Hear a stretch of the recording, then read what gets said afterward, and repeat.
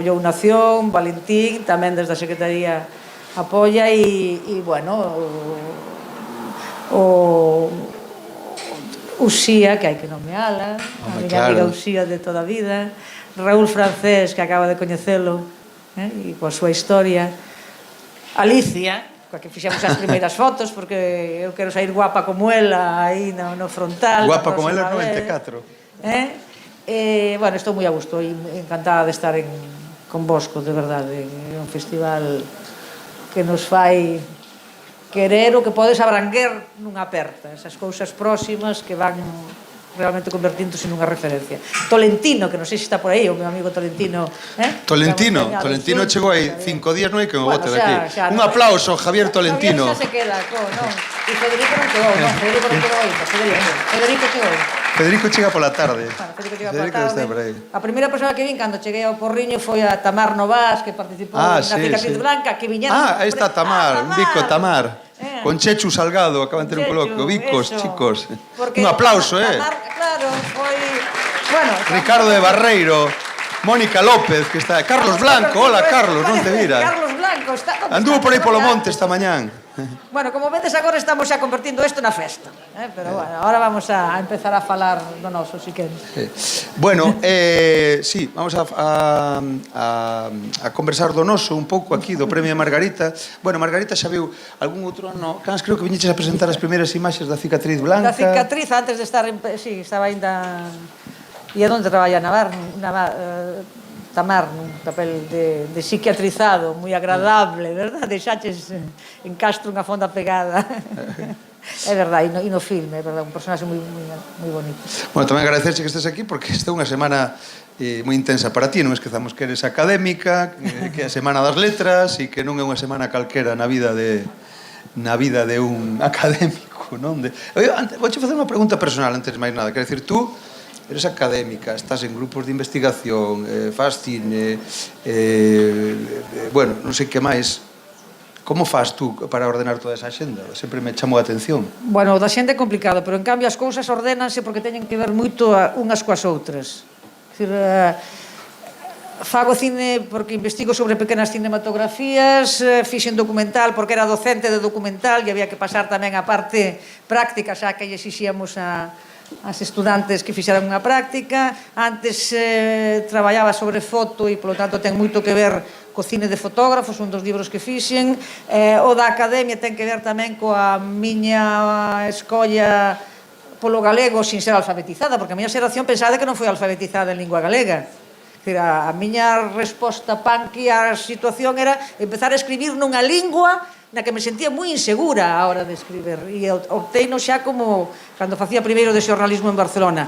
Entón, todo iso é o que me leva tamén á academia, ou escribir ensaios e empezar a facer poemas, para facelos en lingua galega eran uns poemas chamémoslle irregulares. Sí, en serio, eu tiña un libro que me agasallara unhas compas de bacharelato, cousas, fixadevos ben, de Castelao, porque eu tivera un accidente cando iba a examinarme de preo e rompera unha cadeira, o fémur.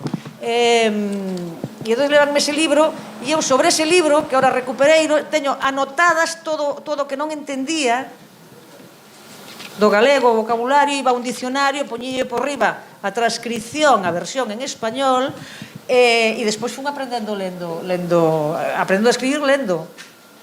Tiña efectivamente o galego oral, non? Da chaira, pero foi así, e entón decidín que a miña lingua de escolla e a miña toma de posición primeira foi manifestarme públicamente nesa lingua na que non fora alfabetizada. E entón eso levoume á academia, que foi polo que tú empezaches, e as letras galegas, que estuvemos en Valdeorras de festa. E sobre o fío do que dices, o que tiña aquí unha cuestión para preguntarche, é dicir, tú foches directora do xornal A Nosa Terra, tú foches quen impulsou a facultade de xornalismo aquí en Galicia, tú eres investigadora, tú continuaches como cineasta, que hai un... É dicir, nese traballo todo que tú tes tanto no xornalismo, na investigación, como formadora, é dicir, hai un nexo común aí todo o tempo que chega e desemboca no cine. E se é un nexo común, cal?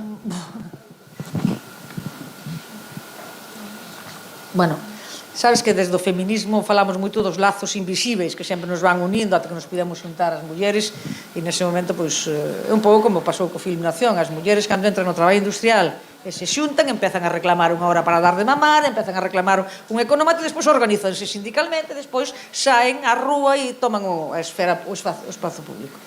Entón, estes lazos invisíveis para min no paso ao cinema ten que ver con unha historia casi de infancia, non? De cando eu teño 9 anos cando é a toma do Santa María, recordo na casa líase o Progreso. Eu non o lía realmente, lía o meu pai e comentaba e vía os titulares. Entonces ves unha historia de piratas. E aquela historia de piratas para min quedoume na cachola, vese, non? Quedoume no meu machín. E de feito, nos anos 80 eu mando unha proposta ao Ministerio de Cultura para unha película que se chamaba Carta Postale, e que algún día farei, que era sobre unha colección de cartas postais dunha muller de Ferrol da rúa, lembro perfectamente, Madalena 14, que era unha colección de postais dos anos 20, e era o que quería facer era a relación entre as mulleres a través das cartas postais. Estaban dentro do espazo pechado, doméstico, pero a relación con o mundo era a través das cartas postais que recibían desde diferentes lugares, e esta muller tiña toda unha colección de cartas postais. E aí incluía unha escena da toma do Santa María, xa. Unha escena completamente ficcionalizada porque non sabía moito dese acontecemento. Entón, no momento en que eu me plantexo pasar de estudar e de organizar, de comisariar mostras de foto, por exemplo, a de Ana Turbao ou a de Sebastián Salgado en Santiago, outras Américas, o que me aparece primeiro é Santa Liberdade e ese acontecemento absolutamente singular. Porque claro, aquí pasaron cousas nos anos 60, pero en Latinoamérica tamén. O Santa Liberdade non existiría se 2 anos antes non fose a Revolución Cubana, ou nunca esa ditadura de Pérez Ximénez en Venezuela, ou se Hilario Cuadros non chegase ao poder en Brasil, un presidente moi diferente do actual, chamémoslle así, que agardemos que por pouco tempo. Por lo tanto, son todas estas cuestións as que fan que conectes co que levas facendo. Eu de orixen, a miña formación é de xornalista, e polo tanto en Santa Liberdade sí que se ve moito esa mesma mecánica das convencións do xornalismo daquela época, non digo que señan as de hoxe, que era, bueno, pois as 3 personaxes centrais, que son os fillos e a mão dereita de Galbao, que non tiña fillos, son entrevistados independentemente sobre ese feito, co mesmo tipo de preguntas, máis ou menos, e contrastar realmente entre esas 3 fontes, que era o que facíamos antes. Non publicabas nada que non viñera confirmado por 3 fontes. Sabedes que hoxe non é así. Entón, por eso nos chegan moitas o que chaman fakes, ou despois dices hoxe unha cousa, mañá dices a contraria, pero eu sí que fun educada e formada nesas convencións do xornalismo e da cultura xornalística, que era que non podías revelar as fontes, que non agarraba isto secreto profesional últimos anos do franquismo, e ningún che podía facer declarar, porque estaba moi protegido eso polo que eran as asociacións da prensa e pola cultura do xornalismo, e o das 3 fontes era fundamental tamén como mecánica digamos, de veracidade dentro do que este termo e a complexidade deste termo, e sobre todo de que ti traballabas dentro seguindo as pautas. Podías te equivocar, ou mellor unha das fontes podía dar gato por lebre, pero en todo caso tú tiñas esa seguridade de que estabas seguindo un proceso que garantía o que decías. Bueno, todo isto ten que ver co modo en que eu montei tamén Santa Liberdade, que era un acontecemento que había que darlle a volta, porque non era coñecida a parte galega, en absoluto. Pasaba por ser portugués, porque houve unha operación de propaganda que montan entre o Pacto Ibérico de Franco e Salazar. Aquí, enseguida, desaparece da prensa, e Portugal acolleo, porque o barco, ademais, obviamente, era portugués, e pola figura de Galbao, moi coñecida, e acolleo e quere transformalo nunha operación de apoio ao propio Salazar, que, bueno, funciona non moito tempo. Pero a cuestión foi un pouco deste xeito. Por eso falo dos lazos invisíveis máis que de nexos que podas identificar, non? Bueno, temos tamén aquí, bueno, Margarita fala da súa obra, Estamos tendo no festival, que o xoves tivemos a primeira parte de un foco sobre as pezas curtas de Margarita, algunhas inéditas que vimos a primeira parte. Esta tarde veremos a segunda parte, a que hora? As 5, creo, non? No baixo... A 7. No baixo de Bugarín, que estará Margarita ali facendo a introducción. O baixo de Bugarín está lá ao lado do Can de Pedra. E, bueno, foi a miña compañeira Andrea un pouco a que estuvo aquí con Margarita conectando un pouco, comisariando eso. Entonces Andrea quería tamén que conversara con ela ao redor deso, que son seguramente pezas pouco conocidas e moi interesantes, non? Sí, non sei se alguén estivo onte na primeira sesión do bloque, non? Ben, sí, así todo novo. A mí cando Pato me enviou todo o material, todas estas pezas tan descoñecidas, como dicías antes, punkies incluso, sorprendíme moito porque eu tiña unha relación contigo quizás que viña máis da academia. Vindo todo o material, estábamos traballando na retrospectiva, pregunteiche como queres que lle poñamos de título ao programa, e me di Sinais furtivos. É maravilloso o título, parece. Encántame, Sinais furtivos. Por que escolliches este título? Sinais furtivos. Seguramente porque, bueno, os títulos eu casi sempre comezo as obras polos títulos e despois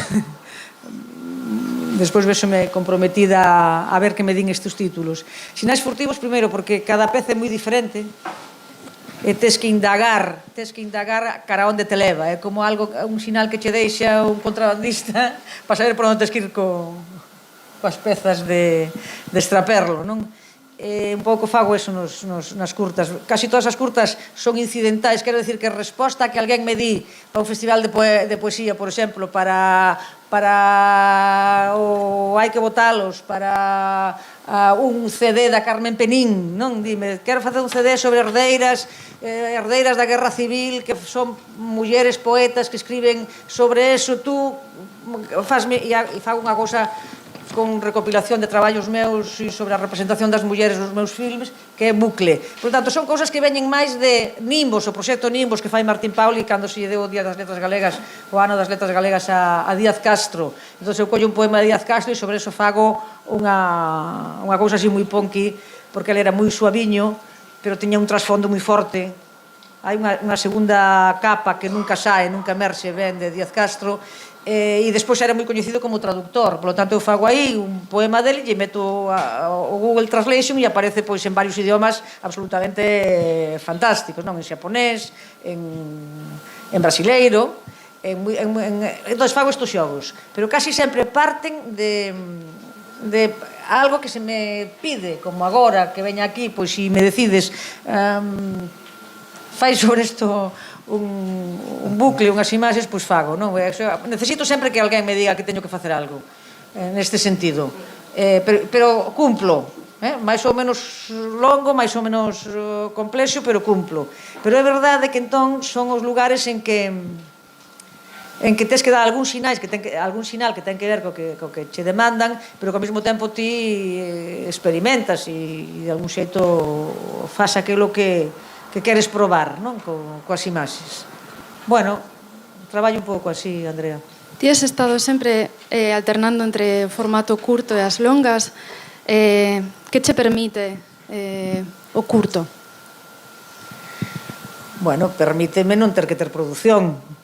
E verdade. O curto non ten diñeiro polo medio, quer dizer, nas miñas longas tampouco hai moito diñeiro, quer dizer, o meu traballo é a aportación. Son xa produtora asociada. Pero sí que me permite facelo coas cousas máis a man, non? Con un móvil a veces. Groenlandia, que non sei se se viu xa, creo que non, ou si Groenlandia. Onte, sí. Onte viuse Groenlandia. Groenlandia foi para o festival Alguén que Respira, o festival de poesía que organiza Antón Lopo. Era en plena pandemia, eu non me podía mover, ademais estaba con un pé escordado, cousa bastante normal en min, a ver se saio xe daqui cos dous normais, despois de ter que deixar as pezuñas, a ver se non queda aí a pezuña, pero bueno. E entón fago co que tiña na casa e co que tiña no móvil.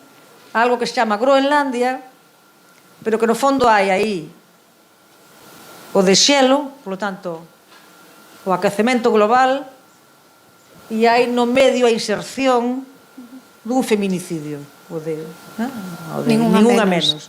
E entón son os dous problemas que naquele momento para min eran centrais e sin a ser centrais. E eu tiña esas imaxes no móvil porque nos coincidiu no ano 15 o cumio do medio ambiente en París, estábamos ali ao pé da Sorbonne aloxados, e saímos a dar unha volta polo Panteón e vemos uns enormes bloques de xeo, casi como este toldo, bueno, un pouco menos. E a mí o que me sorprende é a relación das persoas que pasaban cos bloques de xeo. As persoas paraban e todas pasaban a mau, como se fose algo exótico, como se fose un animal extraño, non? Entón eu empecé a filmar co móvil ese comportamento. E xuntábase xente, e despois dabanche un pasquín explicando, era unha acción contra, reclamando medidas máis contundentes dos gobernos que se reunían, dos presidentes de Estado de Goberno, contra o cambio, a mudanza climática. E entón, con eso, establezo ese videopoema, porque é un videopoema, claro, de que un obxeto efímero, como pode ser un bloque de xelo que a xente lle pasa a man, pero que vai durar esa noite. E o tacto decataste que o convirtes nun obxeto amoroso ao tocalo, que é algo que queres apreixar. E ese é Groenlandia, e ese é o que me move a facer estas curtas, non? Que moitos materiais que de outra maneira non podes utilizar e que non sabes por que os recolles, como vos pasa a todas vós, facedesvos moitas fotos e selfies e seguramente despois xa non vos lembrades, tamén porque é moi sinxelo facelo, non? E entón, bueno, pois eu fago o mesmo. E iso que eu son, teño que dicilo, teño moita preguiza para facer calquera imaxe. E mesmo co móvil. Quer dizer, eu son preguiceira.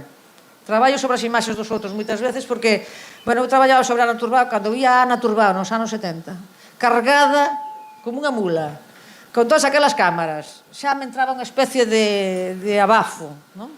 Despois eu mesma tiña que facer as miñas fotos, ás veces facer as reportaxes, que me trouxeran unha cámara de Canarias, un Olympus, de extraperlo tamén. Seguramente o de sinais furtivos tamén pode vir dai, non? Eu movenme moito no furtivismo, digamos, político, e para traballar, e profesional, non? Tamén. Contrabandista de imaxes.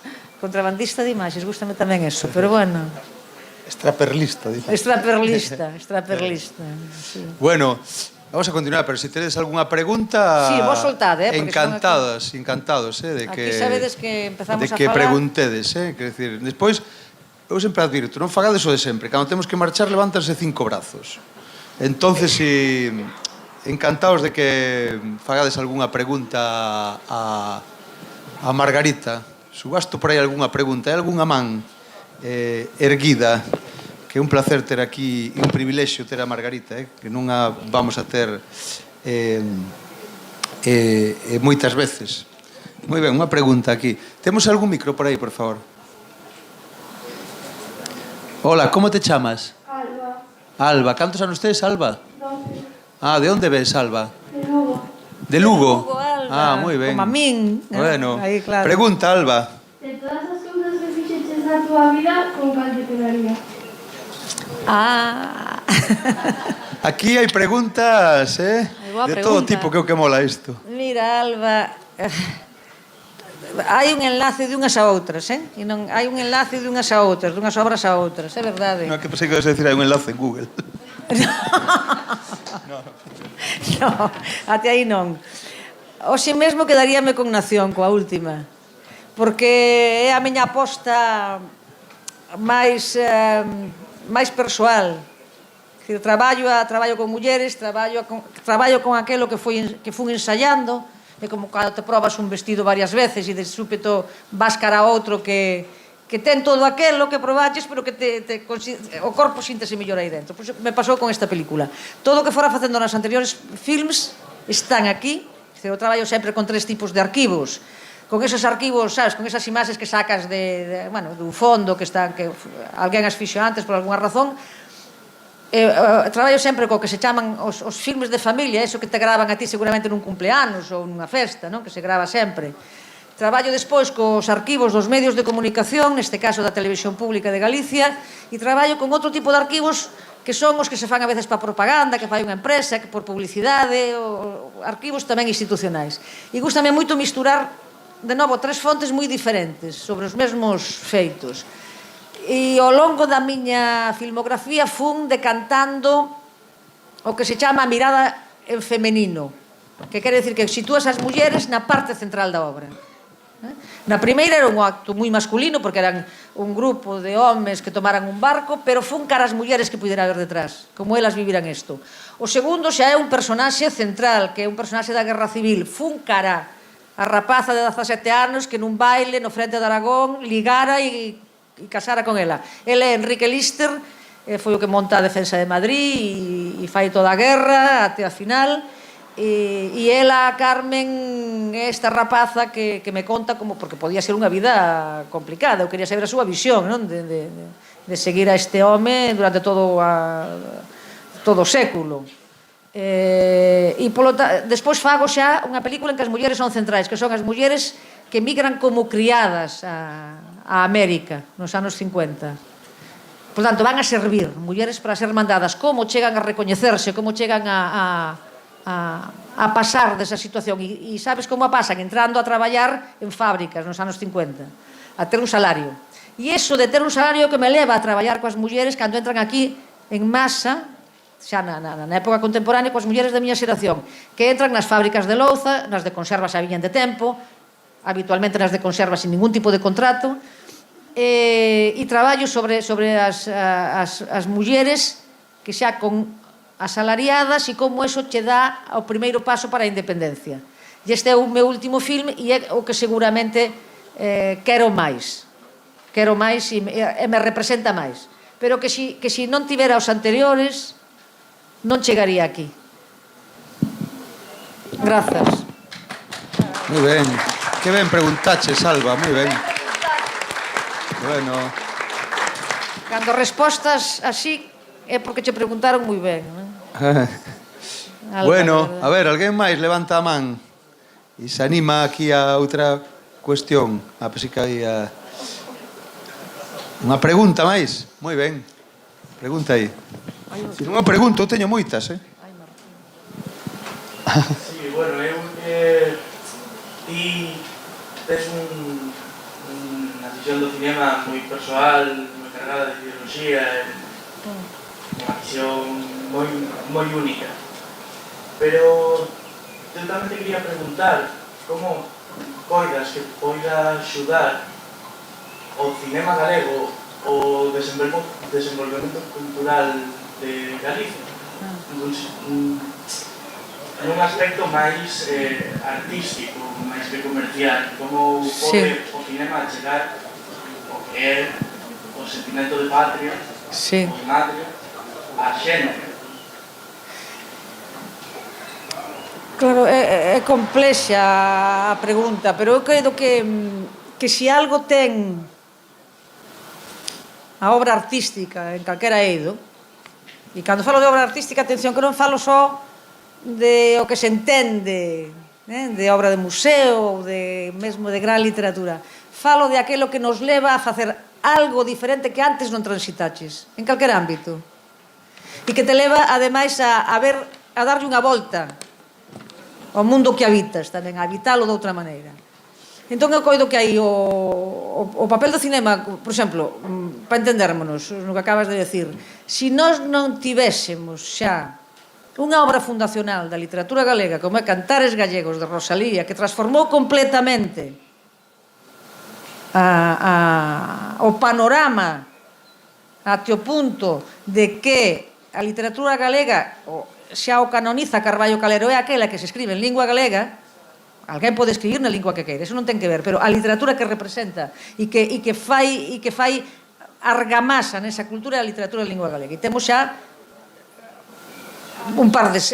Obviamente, podemos ir cara atrás, cara aos cancioeiros, que aí está realmente, como dicía Nobonera, a cerna da nosa gramática. Dice que quen queira aprender gramática que vai aos cancioneiros, non? Porque aí está perfecta. Despois hai os anos oscuros, a destrucción do idioma, a desaparición, digamos, da entidade como tal de Galicia, pero empeza a recuperarse co provincialismo e isto vai acompañado de moitas expresións, de moitas outras expresións. Bueno, no cinema temos unha obra fundacional do ano 35-36, Galicia Finisterra, de Carlos Velo. Ese é os nosos cantares gallegos, é no cinema a obra de Velo, que por razóns da quebra do século, da guerra civil, de que se vai para o exilio mexicano, que este ano celebramos o exilio mexicano como un exilio moi activo, de tomar moita posición, aí temos esa obra. Por que decimos eso? Non o digo, dignos os historiadores do cinema. Digno, porque aparece a personaxe colectiva, o pobo como personaxe colectiva e aparece fora, nas súas labouras, no traballo, na festa, na feira. E aparecen, obviamente, moitas mulleres de acordo con que era a personaxe colectiva do ano 35-36, que se exhibe por primeira vez no ano 37 en París na Exposición Universal de Apoio á República, e despois se lle perde o rastro e reconstruímola prácticamente no ano 11 con unhas bobinas que chegaron de Rusia. Nunca se pode dar nada por perdido, eso é verdade nestas cousas. Entonces, isto é tamén o que me leva a min, que estou contando de alguma maneira as miñas fontes, a tomar unhas posicións ideolóxicas no sentido de que se saiba moi ben cal é a miña visión. É a toma de posición de que falaba Brecht. Quer dizer, aceptando e querendo que haxa outras tomas de posición. Porque senón isto sería, aparte dun aburrimento absoluto, unha cortedade sobre esa complexidade e sobre o que chamamos, e chamaba Camilo Mortágua, un dos protagonistas de A Santa Liberdade, a cooperación conflictuosa. Claro que senón, se pensas que por cooperar te vas a entender ao 100%, para eso se negocia, ou hai os pactos, ou hai os acordos, ou os trasacordos. Por tanto, pero eu veño dai. Que digo, o meu exilio é o mexicano, eu teño un segundo exilio máis curto que é en Portugal, moi nova, obviamente despois do 25 de abril, polo tanto, unha situación tamén absolutamente marcada de confrontación, e iso o levas ás túas obras. Volvendo á orixe, pode contribuir na medida que coloque na cerna, con calquer tipo de tratamento formal, con calquer tipo de narrativa, con calquer tipo de experimento, que despois circula máis ou menos, non pasa nada, pode quedar ademais como órigo, como orixe para que alguén faga outra cousa. Eso pasa moito, non? Eu outro día había unha película sobre o Paul Cézanne, que o pobre morreu, bueno, porque lle deixaron un pai rico a herdanza, pero estuvo toda a vida prácticamente na indixencia, e convírtese no gran referente do cambio da pintura no século, dice o propio Matisse ou dice o propio Picasso, que as grandes transformacións de inicios do século. Por lo tanto, non hai que terlle medo a que algo circule máis ou menos, porque se pode convertir en modelo para algo que sí que obviamente se convirta nun referente polo que haxa que pasar. E eu coido que, e o vou decir ademais diante vosa, eu coido que se alguén quere saber o que é o cinema dende a cultura galega, ten que pasar polos meus filmes. Por outros tamén, pero polos meus ten que pasar porque están feitos desde aí, dunha maneira consciente, absolutamente.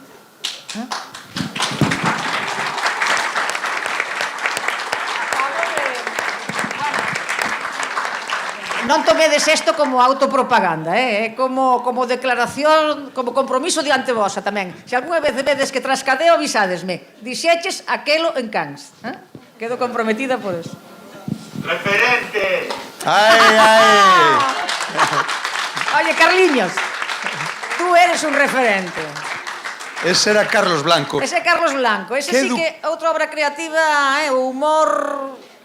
E que educado Carlos Blanco. Vin como sacou un pitillo e separouse alá de todo para fumalo, marchou alá, saindo da carpa, sí señor. Eso xa vos lo digo para todos, para fumar apartaos, non debaixo das carpas, como fixo Carlos. Tiña ganas de facer unha foto. Bueno, pois hai unha pregunta? Moi ben, unha pregunta. Podes dar o micro? Tes o micro xa. Como te chamas? Vela. Vela. Cantos anos tes, Vela? 20. Vale, donde ves, Vela? De Vigo. Moi ben, veña, pregunta, Vela. A mí gustaría saber se ti pensas que todavía existe unha discriminación por parte dos homens no mundo da dirección e do cine cara as mulleres. Vela, mira, si collemos as estatísticas e os informes últimos, terrible. É terrible. Quer dicir, a pesares do incremento que houve, que é verdade, hai unha tendencia que se pode, non digo que se poda producir o xiro da noite para mañá, pero sí que hai unha tendencia de moitas máis mulleres na dirección. Pero o último informe DAMA, por exemplo, o que fixo aquí cima, dá uns porcentaxes que están entre o 15 e o 20% de dirección de mulleres directoras. Incluso menos, si aprofundamos. Por lo tanto, hai nos oficios do cinema, que son oficios moi variados e todos moi complementares e que todos son necesarios, bueno, para que vamos a repetir os clixés, as mulleres aparecían sobre todo pois nesos oficios de xénero, perruquería, vestiario, etc. Foron pasando, e agora tamén aquí boto a lingua a pacer, pero xa estamos en confianza, aí é en honor a Carlos, boto a lingua a pacer, a ver. Aparecen moitas na montaxe. A mí lembrame cando pasan das fábricas de camisas que hai ao pé de Santiago para Televés, porque como podían enfiar perfectamente os transistores. Quer dizer, veñen do oficio de costureiras. A muller de Bertófer era a montadora dos seus filmes. Quer dizer que hai estes oficios de xénero. Beli Martínez, pasan á produción, a maioría están na produción. Neste momento vades a encontrar moitísimas mulleres na produción, é un traballo durísimo, o máis duro, moitas mulleres. Por lo tanto, hai toda unha ponla de xénero. E temos que defendernos e non coller solo aquelo que dá máis traballo.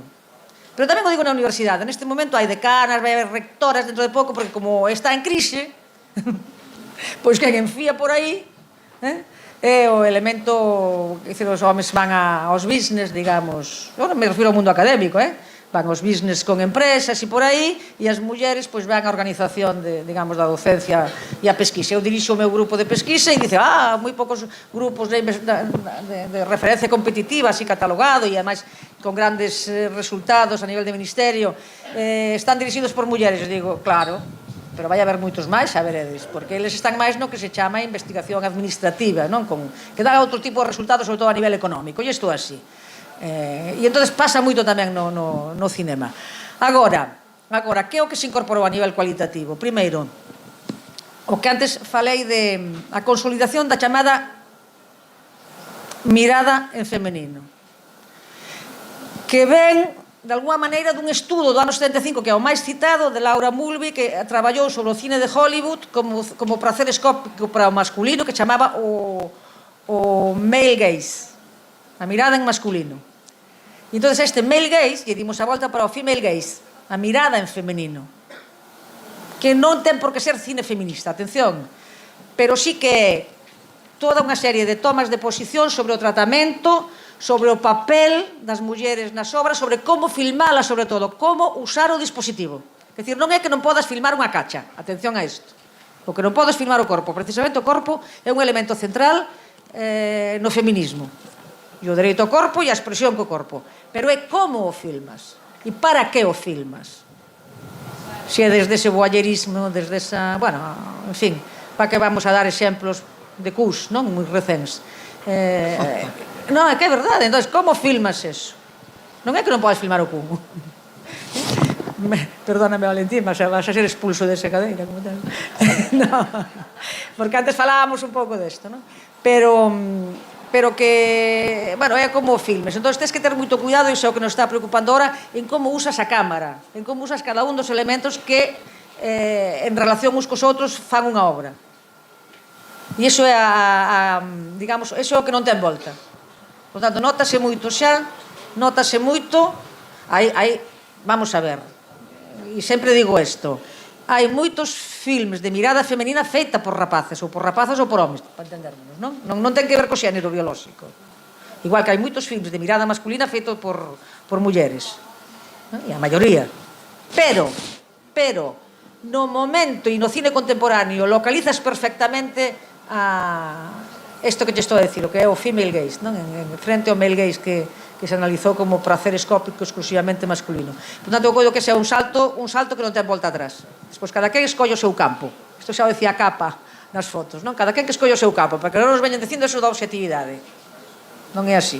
Tú traballas desde o campo, encuadras, seleccionas aquilo que queres contar, seleccionas o modo de contalo, E despois hai algo imprescindible, tanto na foto como no cinema, e que é o que lle dá a grandeza, que é que precisa para se facer do de fora e precisa para rematar o seu circuito do público, da figura espectadora, que é, de alguna maneira, que lle dá sentido, que lle dá sentido a esa construción.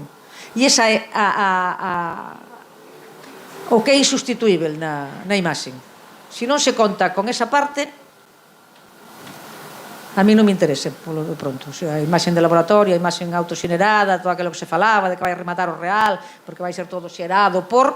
Primeiro, resultou falso, pero que segundo é que non me interesa, porque aí hai o que lle dá a capacidade de continuar e de insertarse no mundo é esa relación co propio mundo, non? E eu defendo moito, e máis agora que se fala do post-documental, defendo moito, de novo, esa inmersión no mundo. Que mente lúcida de Margarita, eh? Bueno. O que era un coloquio...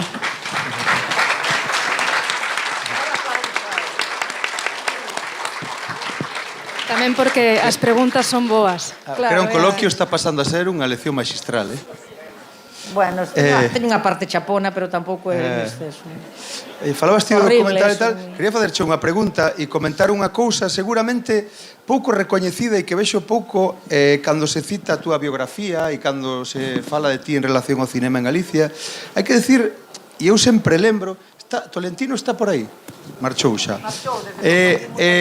Sí, porque outro día falaba con el dunha cuestión que hai que decir que ti foches pionera dunha cousa a veces pouco lembrada, que é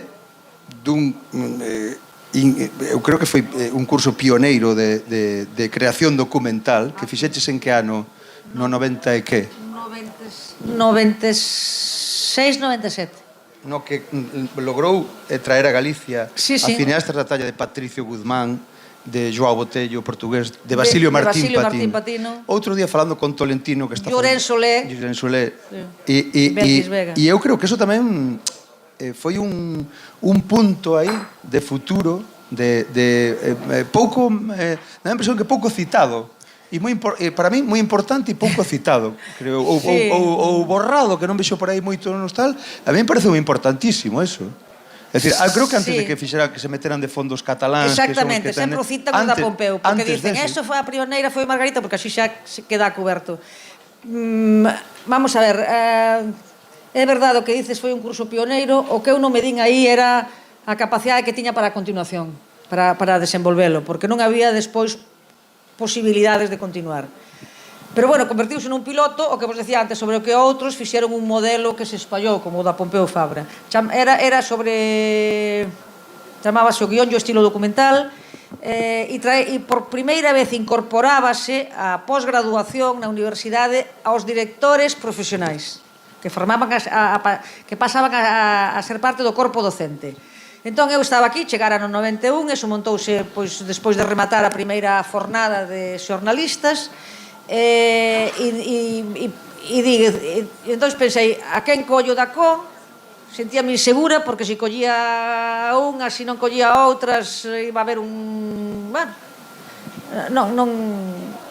non sabía moi ben, e digo, bueno, pois vou a coller xente de fora que ven para aquí, a interculturalidade forma parte tamén da comunicación, e organizamos, e quería que viñaran desde diferentes países e desde diferentes culturas cinematográficas. Viña Joao Botello portugués, viña Patricio Guzmán, como sabedes é chileno, pero estaba afincado nese momento, estaba entre Madrid e París, ahora sigue en Francia. Viña Belkis Vega, unha cubana, viñera unha directora alemana que despois non rematou e tuvo que ser sustituída por Llorén Solé.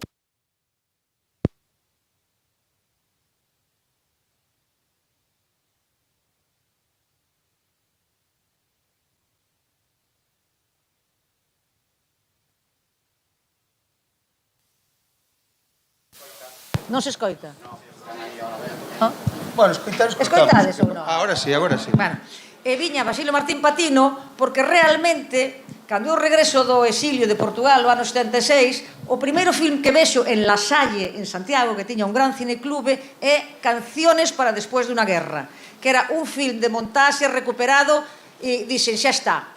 E entón uniume unha grande amizade a Basilio Martín Patino. De feito, el, cando xa perdeu un pouco a chaveta, nos últimos chamame un comisario dunha exposición en Salamanca, onde era, e dice, oye, que sempre falaba da profesora, debe ser ti, non?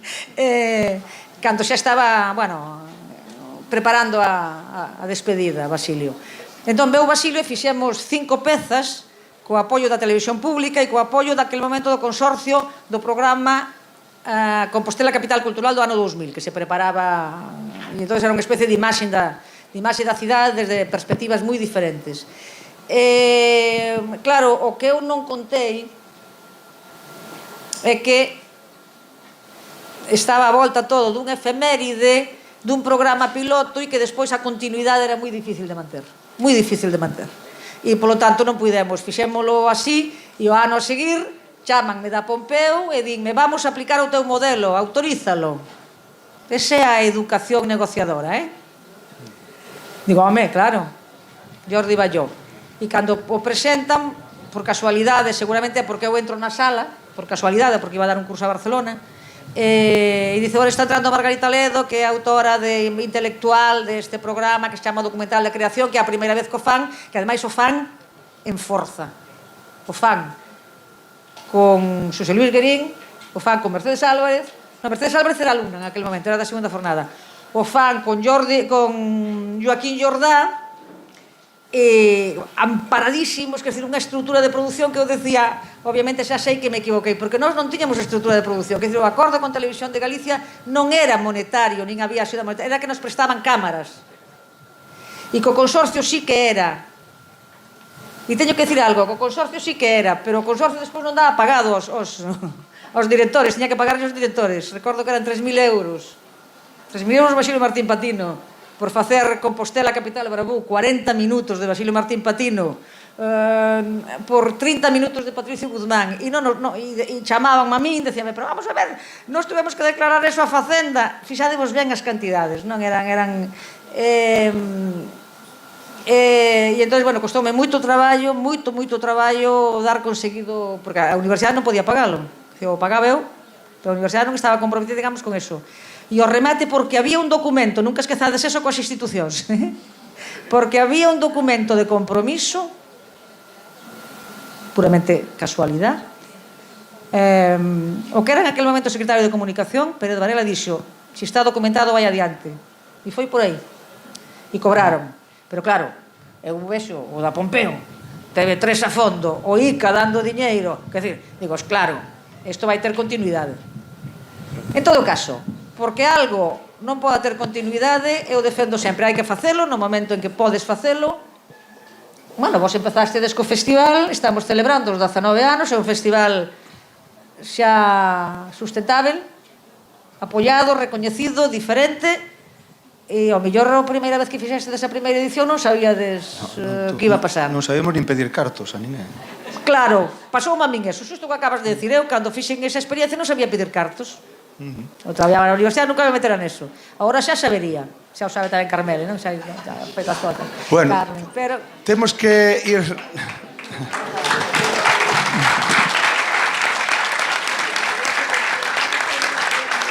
Temos que ir rematando porque pasa unha cousa.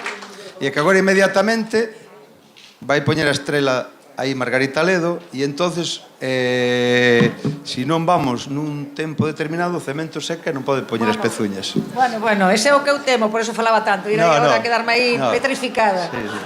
Entonces, están rematando de poñer aí, espera un momento porque ainda están rematando aí. O que quería, simplemente o que quería decir é que, bueno, só quería decir unha cousa, que isto saliu porque Javier Tolentino, que está... queres facer unha última pregunta? A última, a derradeira. A palabra é a derradeira. E veña, aí. A de Aurora.